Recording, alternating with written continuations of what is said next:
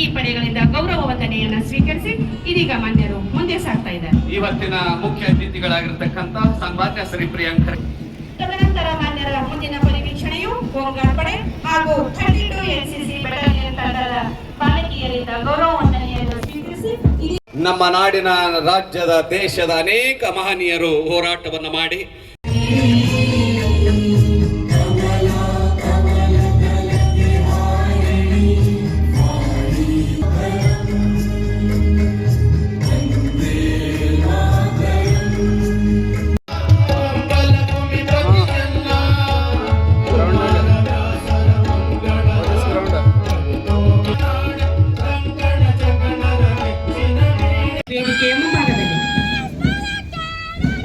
ಕುಮಾರಿ ಚೈತ್ರ ಅವರ ನೇತೃತ್ವದಲ್ಲಿ ಕನ್ನಡ ಕಾನ್ವೆಂಟ್ ಪ್ರೌಢಶಾಲೆ ಮಾನ್ಯರಿಗೆ ಮತ್ತು ಧ್ವಜಕ್ಕೆ ಗೌರವ ಸಲ್ಲಿಸಿ ಮುಂದೆ ಸಾಗ್ತಾ ಇದ್ದಾರೆ.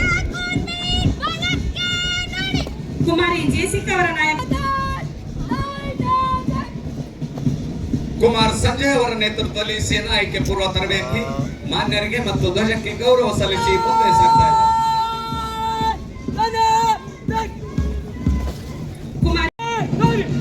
ಶ್ರೀ ಸಂತೋಷ್ ಕುಮಾರ್ ಅವರ ನಾಯಕತ್ವದ ಸಿವಿಲ್ ಕಲಬುರಗಿ ಜಿಲ್ಲೆ ಪುರುಷರ ಪಡೆ ಧ್ವಜಕ್ಕೆ ಹಾಗೂ ಮಾನ್ಯರಿಗೆ ಗೌರವವನ್ನು ಸಲ್ಲಿಸಿ ಮುಂದೆ ಸಾಗ್ತಾ ಇದ್ದಾರೆ.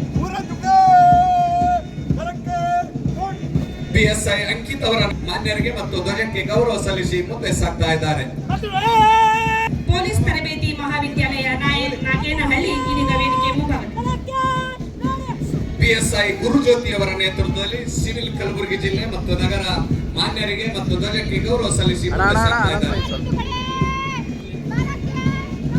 ಶ್ರೀ ಹನುಮಂತರಾಯ್ ಗೌಡ ಅವರ ನಾಯಕತ್ವದ ಹೋಮ್ ಗಾರ್ಡ್ ಪಡೆ ಧ್ವಜಕ್ಕೆ ಹಾಗೂ ಮಾನ್ಯರಿಗೆ ಗೌರವವನ್ನು ಸಲ್ಲಿಸ್ತಾ ಇದ್ದಾರೆ.